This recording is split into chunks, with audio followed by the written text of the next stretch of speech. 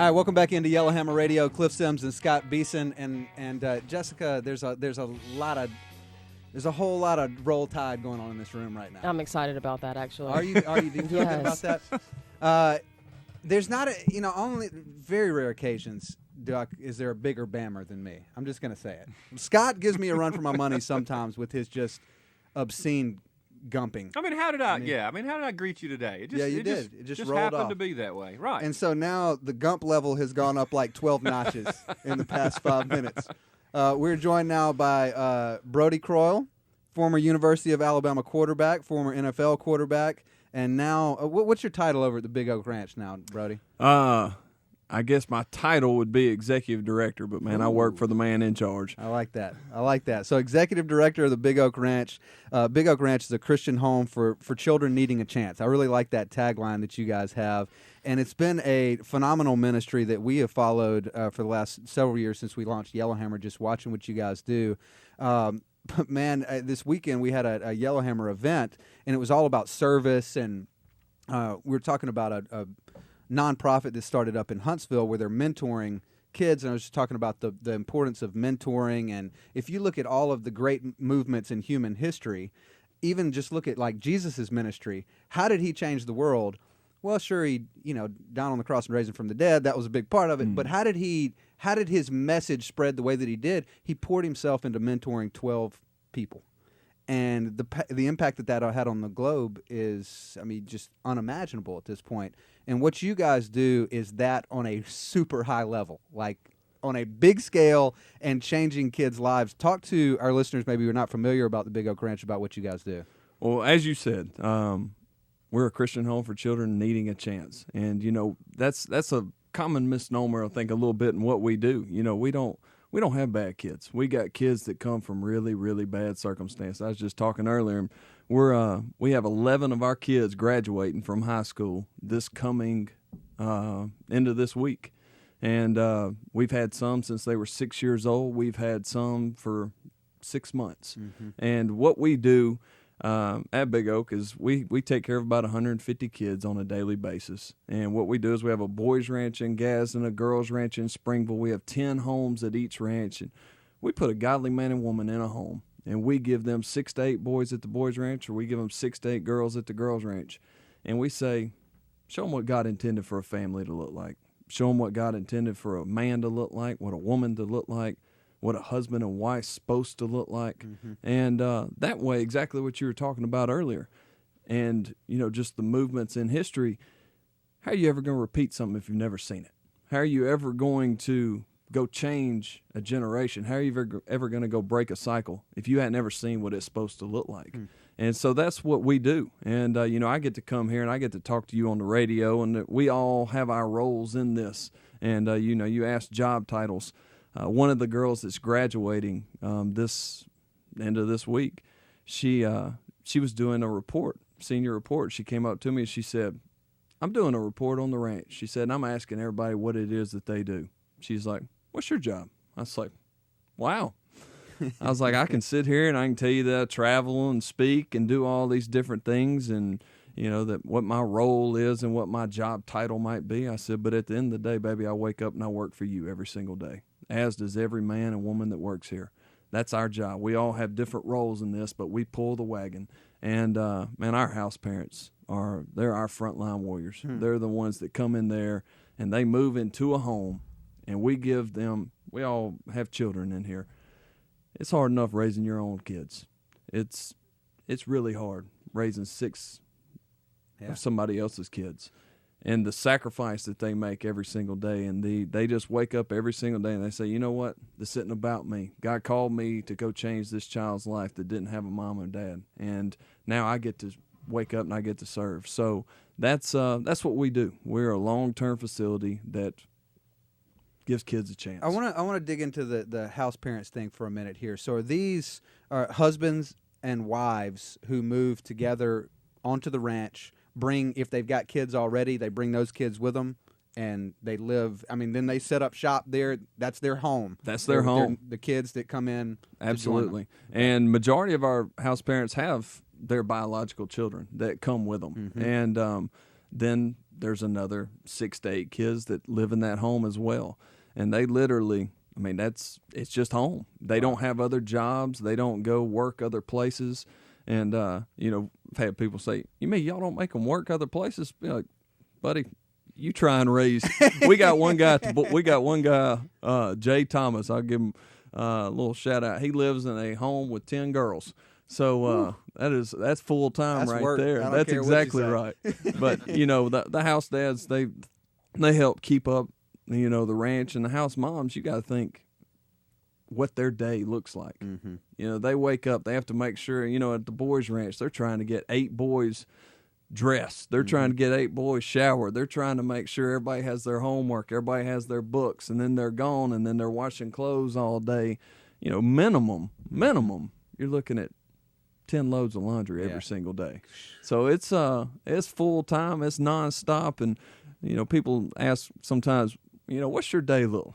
Man, every day is different. Yeah. You never know what it's going to look like. You never know what it's going to bring.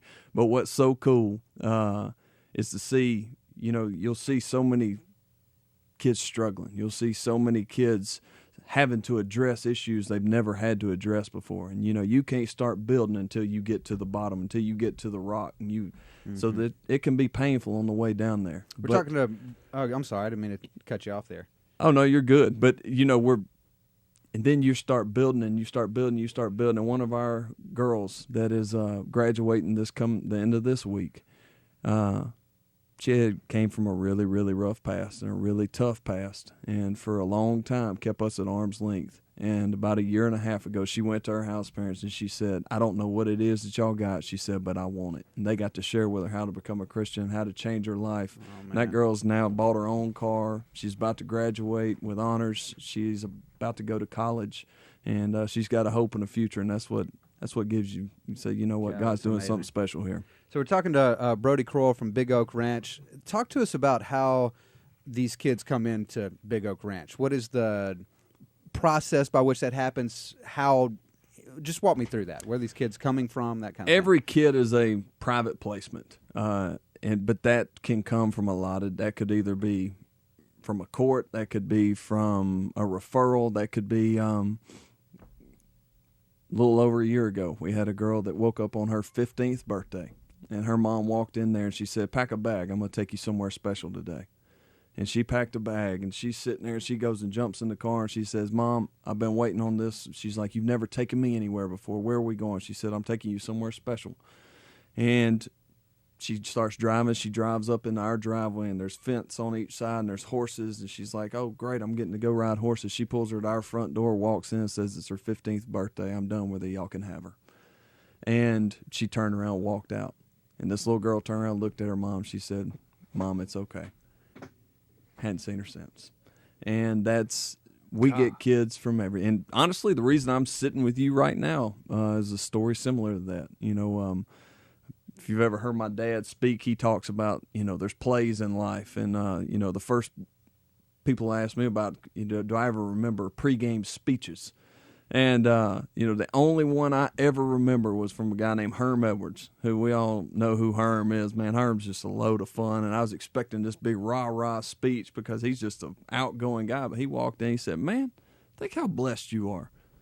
He said, you're one of 22,000 high school athletes that gets to come play in the NFL. He said, you get to go have fun for 3 hours and you get paid to do it. He said, think how awesome that is. He said, but remember this. He said, there's going to be 4 or 5 plays throughout the course of this game that are going to determine the outcome. He said, you're either going to be the hero or the GOAT. I think you're going to be the hero. Go prove me right. Man, you go run through a brick wall for that guy. Yeah. But it's the same with life. It's the same with everything. We were just talking earlier. It's the same with all of us. There's been plays that have gotten us to where we are right now in life. And my first play happened when I was 5 years old. I was standing at the front of the administration building at the boys' ranch. And it's 3 days before Christmas. This old beat-up truck pulled up. This guy got out and had a cigarette, and he threw it down. He stomped it out, and he walked up, and he looked at my dad and said, you the man in charge?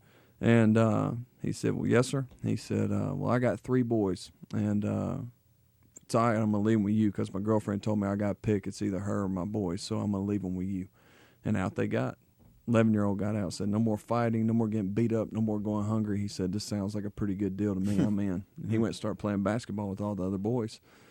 10-year-old got out and said, man, I told y'all he was going to leave us. And he took off running, and it took us 3 hours to catch him and bring him back and let him know everything was going to be okay. And then my play got out, 6-year-old little boy that realized what was going on. And he walked around the car, and he jumped up and he put his arms around his daddy's neck, and he said, no. He said, you're my daddy. He said, you can't leave me the same way Mama did. And I watched my dad reach around and peel the little boy's hands off and pull him into his chest.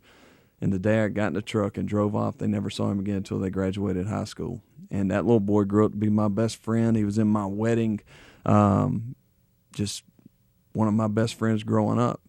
And people ask us, what's success for y'all? This little boy right here is success. Because he called me a little over a year ago, and he said, what you doing? I said, I'm at the office, buddy. What you got going on? He said, I want you to be in my wedding. I was like, man, I'd be honored. I said, tell me about her. He said, bro, she's the godliest woman I ever met. He said, the first date we ever went on, she looked at me, she said, you love Jesus? He goes, I sure do. She goes, well, we can work anything out there. Amen. And he said, and ever since that point, she's been my best friend, and I just want you to be a part of it. And we went on talking, and at the end, he said, bro, can I tell you one thing? I was like, yeah, man. He said 27 years ago, he said, my dad pulled into a stranger's driveway and dropped me off with this big, tall man that made me 4 promises. I'd be lying to you if I remember what they were, but I went and lived with my mom and pop. He said, they're going to sit at the front row of my wedding. He said, but how cool is it way back within? God had a plan for my life, and his plan's sovereign. He said, the girl I'm marrying has got a 7-year-old little girl that I now get to play the same role to her that Mom and Pop did to me so many years ago. God, Wow. that's awesome. That's success to us. It isn't, who graduates. It isn't success. Man, we're talking about human beings that all come from different past. But success to us is 20 years from now. Did they break a cycle? Did they change a generation? Did they become the man, the woman that God created them to be? And that's success. So he said your dad made him 4 promises. You know what those 4 promises were? I do, because Lay 'em on me. I now get to make them, which is so cool. For 40 years, my dad made them to every child. We've had over 2,000 children that have called Big Oak Ranch home. And he made these 4 promises that I now get to make moving forward. I love you. Don't want anything in return. Every time any of our kids have been told they're loved, there's something that's expected. There's something that's expected to be given to prove that love. Baby, I don't want anything. Just give us an opportunity to earn your love back. I love you. I'll never lie to you. Everybody that's in that meeting will be me. It'll be my sister, who's in charge of all child care. I always tell people she's the only one that's qualified out of us Croyles to work there. She's the one with the degree in psychology, the master's in counseling, and she's the smart one in the group. Me and Dad just run our mouths a lot, I reckon. But it'll be me, my sister, the house parents, directors, social worker. Everybody's going to have an integral part in that child's life. And we'll sit there and say, I love you, never lie to you. Look at my sister. She's been here literally since birth. Ask her what happens if she lies to you. Miss Reagan, what happens? I'm fired on the spot.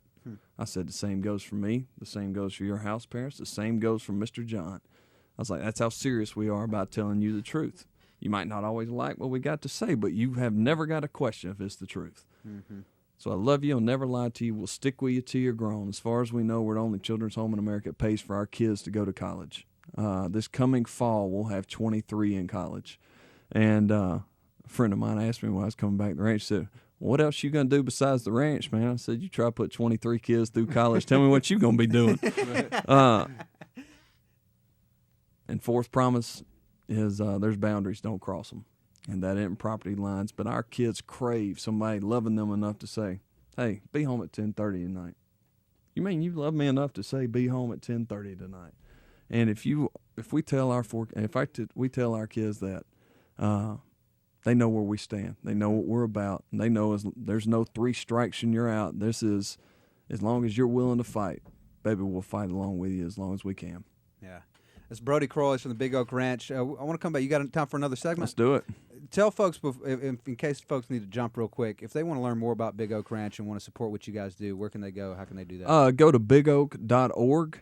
And you can follow us on Facebook and Twitter and Instagram, and I'm talking a whole lot of things I don't know a whole lot about. But our website is bigoak.org, and it'll tell you exactly who we are, what we do, and the kids that we help. All right, cool. We'll be back in just a minute. This is Yellowhammer Radio with Cliff Sims.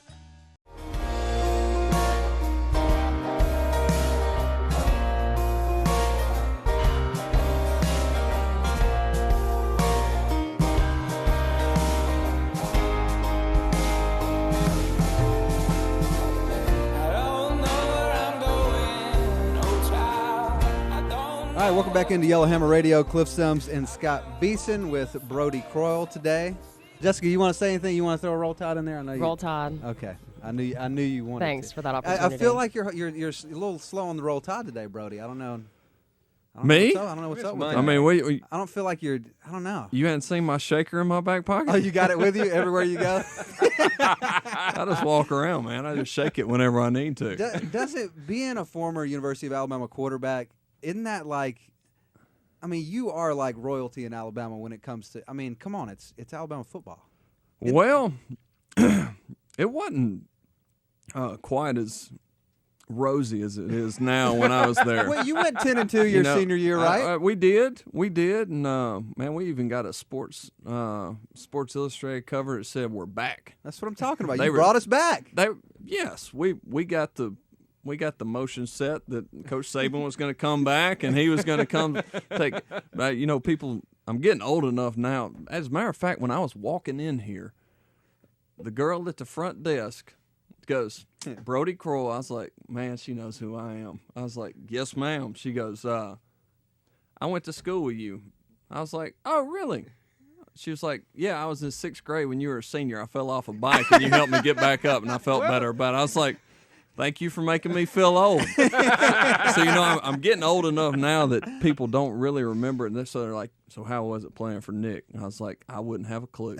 I was like, I was that guy that was recruited by Dubose, played for Fran, practiced for Price, and finished with Shula. That was my college career. I'll give you some extra credit. That's all right. That's right. I think a lot of people just kind of black off those 4 or 5 years of Alabama history. Just like it was a mess. Hey, you tore it up though. There we go. You had all kinds of records. I tore up all sorts of ligaments for sure. I tore my body up. So if I remember correctly, you tore one of your ligaments as senior in high school. Didn't even get to play most of the. I played year, right? one quarter my senior year. 1 quarter? 1 quarter. Okay, so you still ended up signing with Alabama. They didn't rescind their offer. That was nice. That was very nice. Yes. So then you redshirted the freshman year. I did. And then a couple of years, things got a little suspect there for a minute. We my redshirt freshman year played a good amount, and we went 10-3 that year, and then we went on probation for 2 years, and I tore another ACL, tore a shoulder up, might have dislocated a jaw or broke a couple ribs on top of all that. But then my senior year, we came out and had a good year, but it was man, it was fun. And people always say, man, don't you wish you could have played for Nick? You know what? It would have been awesome. I mean, obviously, the guy is amazing at what he does, and it's just it's a machine down there, and it's fun as a former player and a fan to watch. But you know what, man? Who's to say if I'd have got to play for him and I'd have come around 3 years later that I'd be sitting here talking to you about helping kids. Mm-hmm. And, God's got a plan for all of us. Yeah, and mine just happened to be a painful 11 surgery procedures and 4 coaches and all that. But you know what? Wouldn't trade a minute of it. What do you think? You could probably go on and on about this for a long time, but like, what's something that sticks out that you have learned in your time at Big Oak Ranch from being around these kids? I could go on and on and on and on. And but you know what sticks out, I literally went from the hospital to the ranch. That's the only life that I ever knew. That was my family. Those are my friends. Those are my brothers. Those are my sisters. And, there's so many people that come in and get involved with the ranch. There's so many people that we take no state, no federal money. We're 100% privately funded. And, man, God's blessed us, and he's blessed us with a lot of partners and a lot of supporters but so many people come in and they think that they're going to be the ones that get to help the kid. They think they're going to be the ones. And to see those kids and where they come from, and the abuse and the hurt and the neglect and the abandonment and the feeling of, and to see them go, you know what, this is who I am right now. And then to see where they are and when the choices that they make, and they go, you know what, I'm not going to let the past define who it is I'm going to be in the future. I'm not going to let the past define where it is that I'm going. And to see a little girl who's been severely, severely hurt by her father say, you know what, I forgive him. And I'm not going to let that be something that holds me down for the rest of my life.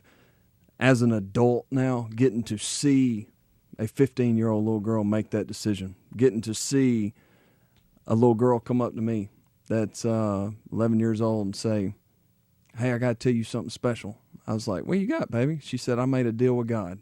I was like, you did? She said, I gave him all my hurt. I gave him all my pain. I gave him everything. And now, since I gave that to him, he's going to give me life and life abundant. Now I'm going to get to live in heaven one day with you and Mom and Pop. That's big. The things that we learn from those kids and the adversity that they've faced, and to see the life that they now have, not because of something we've done. Man, we're nothing but tools. But to see what God's done through those lives and the life lessons that all of us get to see on a daily basis, man, you never go home and go, I can't believe this. Yeah. You go home and you go, man, it's a big God we serve. I don't want you to get political here. I promise you we weren't going to get political. But something I've noticed just from the few minutes of talking to you about this is the focus that you guys have on family. And by family, we mean like, you know, husband and wife in a home with children, raising children. Clearly something you guys believe is important. It seems like in many ways in our culture and in our politics, that institution is under attack now. But I guess my question is, this something seems like to you guys is important enough to fight for. It is. And, you know, the best way I know to say it, I played for a coach one time, says less is more. And we live under this. God is God and right is right. And we know what God intended for it to look like, and we will continue to operate that way for as long as Big Oak Ranch exists. That's Brodie Croyle from Big Oak Ranch. Go to bigoak.org yes, sir. To check out more about their just incredible ministry that they have going over there, and to support them with your finances. I don't say that very often on the show, but this is something I'd say, give some money to support this cause. It's worthy. All right, Brodie, appreciate you joining us today. Hey, thank y'all for having me on. Yeah, enjoyed it. All right, 22-hour break. Yellowhammer Radio will be back tomorrow. See y'all.